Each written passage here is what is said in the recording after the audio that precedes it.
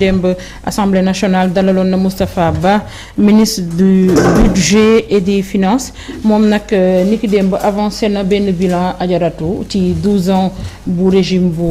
Macky Sall daanaka mu nekk nag ay chiffres yu doy waar à coup de milliards li ñuy laaj mooy ndax askan wi gis nañ ci seen bopp.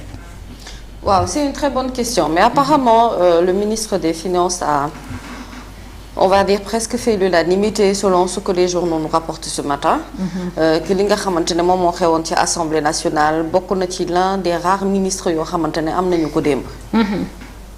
parce que dañu fi gis ay passage ministres yoo xamante ne nii. ñenn ñi seen passage metti woon na te taroon na lool ci ñoom.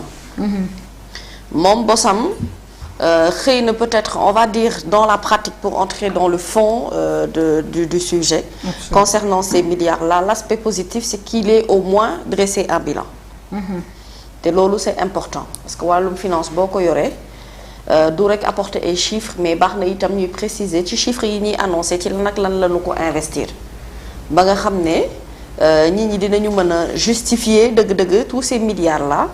ba war a mën a adopté waat xëy na beneen vote de budget boo xamante ne moom moo jëm ci kanam donc aujourd'hui c'est un ministre qui a forgé le respect du côté de l'opposition comme du côté du pouvoir. xam nga bu ñu demee ba naan standing ovation au niveau de l'Assemblée nationale. Ça veut dire que kon aussi la tenue parlementaire s'est bien passée autant dans le contenant que dans le contenu. ci ki nga xamante ne itam moom moo doon porter la parole de ce ministère-là en faisant un bilan dañu koy wax très souvent et loolu c'est important gis nga nit bu ñu la dénkee dara. nga di ko yore war nga mën a maîtriser ce sujet. de telle sorte que bu ñu la laajee lenn loo xamante ne moo jëm ci sa wàllub gestion ci loo dépensé surtout lu jëm ci wàlli koppar ak finance. dafa war a mën a am traçabilité. war a mën a am transparence bu leer. il a réussi ce pari-là. et en ça on lui félicite par rapport ak loolu parce que ñu bari dañuy ñëw Assemblée nationale di défendre ay vote de budget dinañu annoncer naam ay milliards waaye milliards yi ko jiitu ba léegi duñ la mën a wax ne la ci nangam ak nangam la ñu ko dugal. nangam lañu ci dépensé nangam moo ci des kaas nañu ko lu bari même ci tournée yi nga xamante ne président Macky Sall daf koy def tournée yi mu duppee tournée économique aux allures de tournée politique. yooyu yëpp itam léeg-léeg daf fay dem annoncer fa ay chiffres et les gens se posent la question c'est pas la première fois que ñu annoncer ay chiffres yii ñu jotoon a annoncer anam ak ci lan ak lan la dugg. maintenant bu ñu génnee au sein de l'hémicycle bu ñu paree ci magnifier également liggéey bi nga xamante ne boo am solo bi ministre des finances bi def démb. ba ñi nga xamante ne ñoo dàq sànni xeer sax ci biir Assemblée nationale. bu ñu nee waaw ça veut dire que kon vraiment le débat a été élevé à une certaine hauteur. te au moins waaw. ñii bokk ci opposition di ci ay députés ils sont pas nihilistes. parce que au moins reconnaître nañu. compétence yi nga xamante ne ministre Moustapha Ba am na ko. ndax ku ci mel ni Nafi Diallo. ñu ngi koy dégg mu ngi naan bu Karim jëlee réew mi bëgg nañ yow nga nekk ñu reconduire la nga nekk ministre du budget et des finances. waaw loolu sax nag c'est un tout autre débat. loolu moom. Vraiment kii la campagne de séduction la rek boo xamante ne yeggseeguñu ci. il faut pas mettre la charrue avant les bœufs. mais ce qui est bien c'est que effectivement qu'il ait eu le respect même des parlementaires et des députés de l'Assemblée nationale. Ça c'est une très bonne chose lan moo tax d'ailleurs les gens font focus sur ça pour la toute bonne et simple raison que ça ne se passe pas très souvent comme ça. bëriwul loo xamante ne dañu koy gis ci ay ministres yu jàll Assemblée nationale am lii Moustapha Ba am. donc ci loolu je pense que président de la République Macky Sall bu dee wax ci ñi nga xamante ne rendre ñu visible li ñuy jot a liggéey moom ministre Moustapha Ba bokk ci parce que am na lu bëri loo xamante ne indi na ko ay leeral ci biir hémicycle bi te loolu itam mooy li nga xamante ne moom moo gën ndax parlementaires yi dañu war a mën a xam li ñuy voté ci budget te ñu koy wax ci baatub askan wi ci lan ak lan la ñu koy dugal ak ci lan ak lan la ñu koy introduire maintenant xam nga nag problème bi mooy les finances n'intéressent pas tout le monde. Parce qu'aujourd'hui si tu prends un Sénégalais lambda que tu lui parles nga koy wax ay affaire vote de budget ministère des finances nga koy wax ay waxi milliards du am temps wu déglu la. pourtant léegi ça intéresse pas mal de Sénégalais. man oui. ndax xaalis d'accord ñu bëgg mu dellu si waat ci askan wi. d'accord ça intéresse pas mal de Sénégalais les Sénégalais te diront que bëgg nañu xam xaalis bi nga xam ne moom la ñuy investir. ci lan ak lan la ñu koy dugal. mais xam nga lu bon. bu ñu tolloo ci contexte réew foo xamante ne ni action au gouvernement même bu fekkente ne les actions sont positives du visible ndax ci contexte bi ñuy fekk moo tax moi quand je parle pas du Sénégalais instruit bi nga xam ne xëy na jàng na comme yow soxla na xam lu jëm ci wàllum koppar ak finance ak leneen lu ci topp booy xool pour man même en termes d'audimat si tu regardes aujourd'hui certaines vidéos coupures de vidéos de certains ministres yu jàll Assemblée nationale bu Moustapha Ba gëm naa ni dinañu ko suivre waaye ni ngay xoolee bu Pape Malick Ndour doo ko xoolee bu Moustapha Ba parce que li ngay xoolee bu Pape Malick Ndour mooy ambiance bi règne biir Assemblée nationale les gens sont avides de ça ñi dañuy soxla par exemple ku mel ni benn ministre bu mel ni Aïssata Tall Sall ñu jox ko wàllub justice kooku bu jàllee Assemblée nationale les gens vont être concentrés sur ça parce qu'il y a beaucoup de dossiers de justice qui les concernent. Ministre de la jeunesse on en a parlé enseignement supérieur éducation nationale gis nga ñoom bi muy jàll moom it gis nga ni mel c'est-à-dire dafa am ay questions yoo xamante ne c'est des questions qui intéressent le Sénégalais. Par rapport à contexte bi voilà très bien comprendre nga ma Moustapha Diop il fait un grand travail.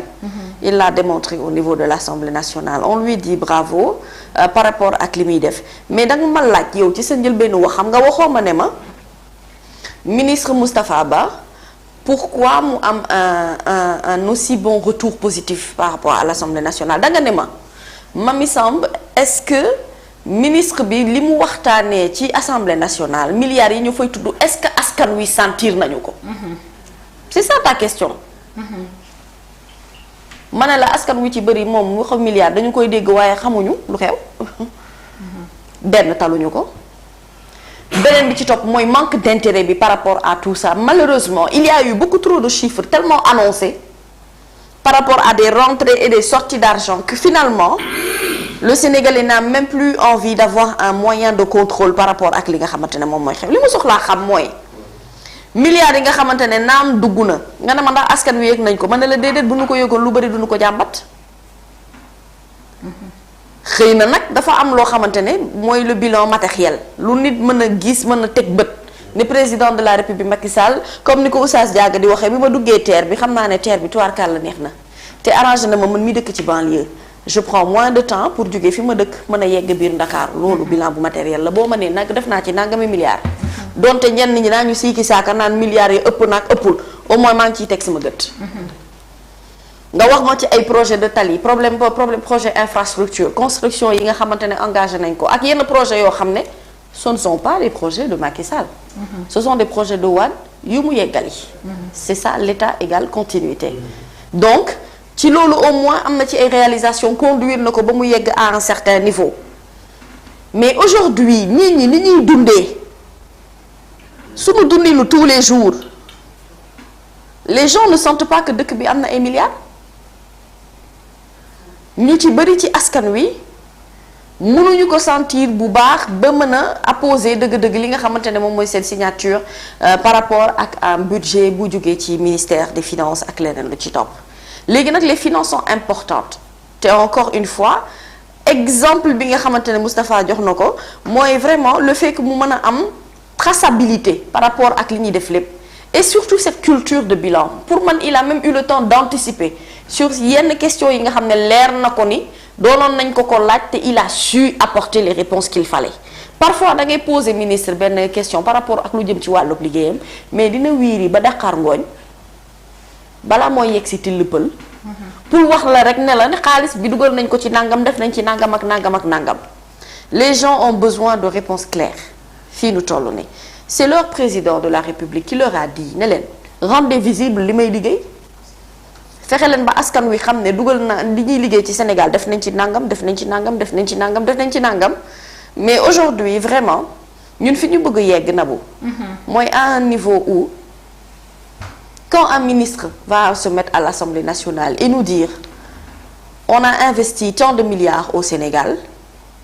que ñun askan wi ñu mën a wax ni oui effectivement parce que ñun gis nañu milliards yooyu gis nañu ko ci dundin bi gis nañu ko ci point de vue social gis nañu ko ci infrastructure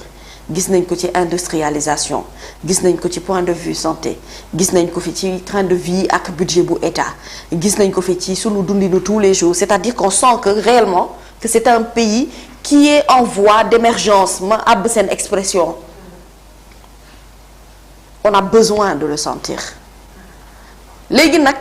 lii ci dommage mooy que lu mu mënti liggéey lu mu positif mënul visible ni mu war a visible malheureusement parce que dafa am benn voile de tristesse boo xamante ne moo nekk ci sunu kanam dafa am benn voile de déception boo xamante ne moom la ñu nekkee ñun et surtout dafa am benn voile d'illusion boo xamante ne moo nuy bercé depuis des années et cette illusion là fait que de telle sorte que même quand la personne fait des efforts muy góorgóorlu dëgg-dëgg pour bëgg ñu wan nañu lii jot naa ko fi liggéey jot naa ko fi def ci ay wàllum taarix maanaam rupture de confiance bi yaakaar gu tas gi jafe-jafe yi askan wi di dundee ak ñàkk gis seen bopp ci milliards yi nanu koy doxalee ni ñu koy gérer ci biir réew mi loolu mooy mën a tax visibilité bi du feeñ. Va dire aux étudiants de l'université Cheikh Anta Diop de Dakar ne leen l'État a nangami milliards de budget au niveau du ministère des Finances. Va leur dire ça. Ils te diront que ñun dëgg la naam jàng nañu jàng am diplôme mu baccalauréat moo nu indi université Cheikh Anta Diop bu Dakar mais ñun suñu yoon ci ministère des Finances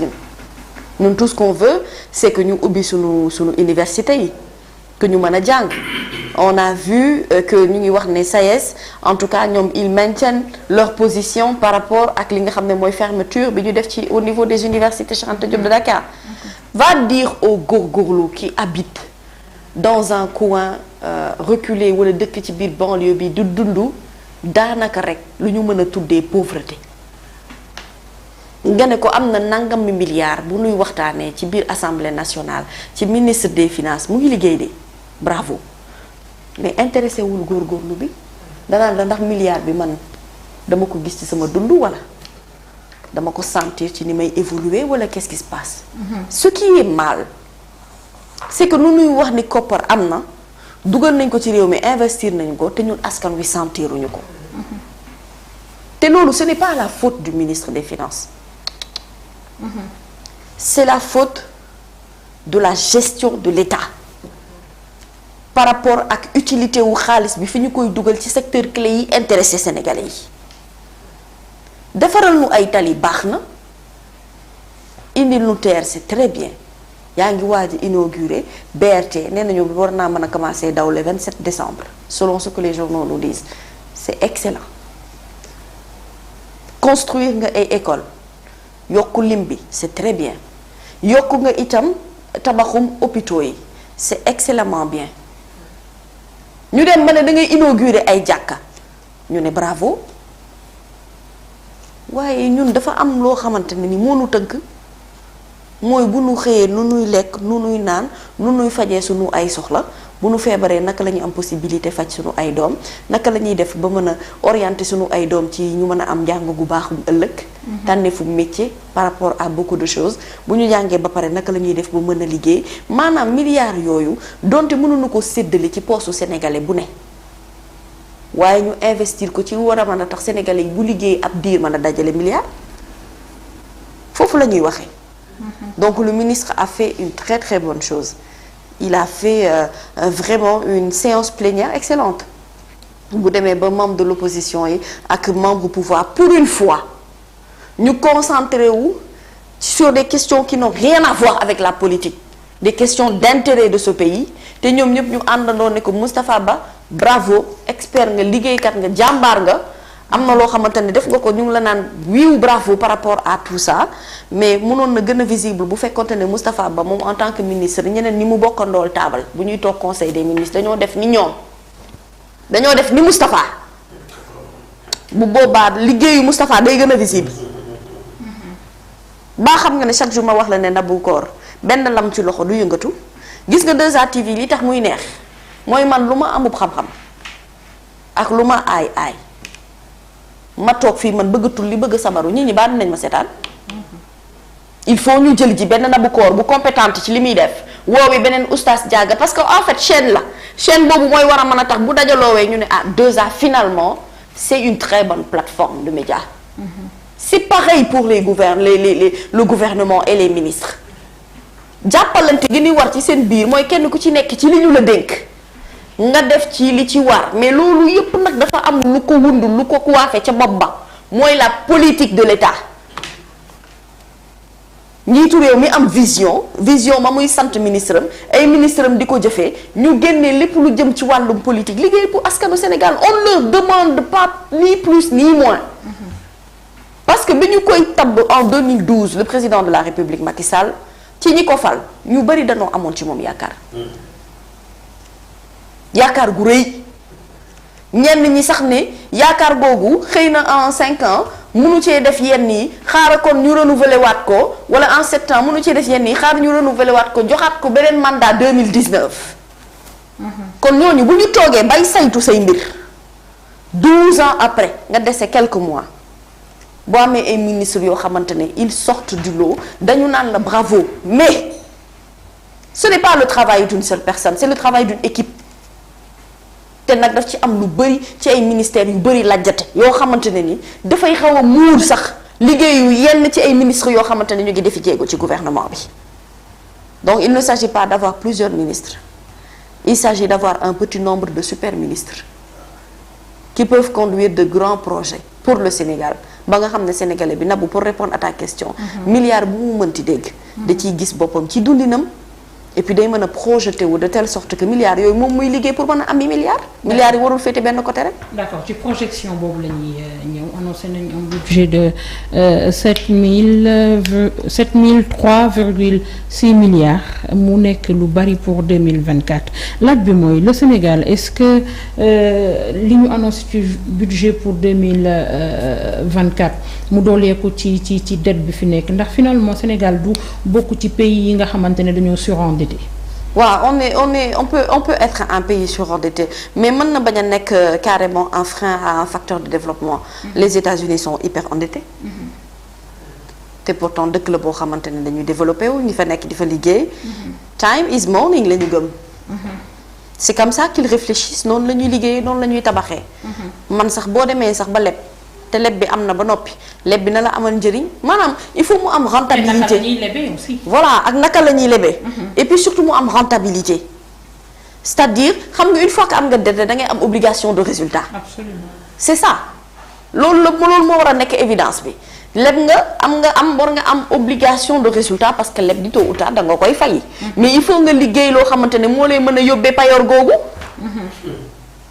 il faut nga liggéey ko. te loolu ça ne passe pas seulement par la théorie il faut beaucoup de pratique ça ne demande même pas du génie comme le dit souvent Nabokor maanaam yéene la akub xam-xam boo xamante ne da nga koy jox ki ko yellool xam nga aujourd'hui quand tu vois un ministre Moustapha Ba da lay leer ne li ñu ko jox li ñu ko dégg xam na ko mën na ko gérer am na ci xam-xam mais est-ce que Pape Malick Ndour li ñu ko jox ci wàllum jeunesse am na ci xam-xam mën na ko gérer c'est une grande question loo xam ne noonu la ñu war a réfléchir lépp goo xamante ne dañuy dégg ne xaalis bi lépp nañu nangam dugal nañu investir nañu nangam ci tel projet mais le problème est que en fait on ne le sent pas nous dans notre vécu de tous les jours. Ces budgets qui sont votés pour 2024 on espère avoir un gouvernement bi nga xam ne dina mën a Nabokor utiliser cet argent à bon escient. maanaam def ko fa nu ko war a defee parce que bu nu fàtte ne 2024 boobu ñuy waxtaanee ci la élection présidentielle yi di am te on espère avoir un gouvernement bu bees tàq et un président de la République qui répond aux besoins des Sénégalais. ni ñuy voté budget Assemblée nationale c'est très bien. waaye gëw ma ne askan bi bëgg nañ yenn ministres yi nga xam ne ñoo ko yor ñu continuer di ko yor 2024 de dama yaakaar ne. parce que ñun ñëpp Sénégal ñu ci bëri on est à l'agonie xam ngeen luy agoniser. mooy dee bu ñëwagul sukuraat mooy agonie. ñoo ngi suus daal. ñun weesu na noo suus ñun dañuy voler ba noppi di suus ba noppi di métti foofu la ñu toll donc c'est-à-dire qu'on est extrêmement fatigué te on vit malheureusement les difficultés yi nga xamante ne moom la ñuy traverser te à côté on voit un train de vie de l'État boo xamante ne mu ngi avancer ay chiffres et milliards yu ñuy wax yoo xam ne wax dëgg yàlla quelle que soit région boo mënti dugg fii wala gox boo mënti dugg boo laajee sénégalais yi wax ko ne ko nangami milliards de nee nañu dugal nañu ko ci budget Sénégal dañ naan la ah bon certains ne sont même pas au courant moom laay wax sànq ne certains ça ne les intéresse même pas parce qu'en réalité dañoo dem ba finalement les actions de gouvernement les gens n'ont plus envie ñu leen di ci expliquer quoi que ce soit parce que mënuñu coo teg seen i gët donc faaw itam ñu redoubler d'efforts et surtout qu'en février 2024 qu'on ait le courage Nabokor de changer ce système qui est là s'il faut après maintenir les hommes forts yi nga xamante ne def nañu ay résultats pourquoi pas tant que c'est dans leur domaine de compétence mais l'essentiel est que Sénégal dafa war a gis boppam bu baax ci réew mi dëkk bu ñuy annoncer ay milliards wax dëgg yàlla war na koo mën a sentir ci domaine d'activité boo mën ci dugg yaa Seydi laata ngay ñëw Cheikh Tidiane Gueye nee na ñu jàllale seen message bi les étudiants sénégalais en Russie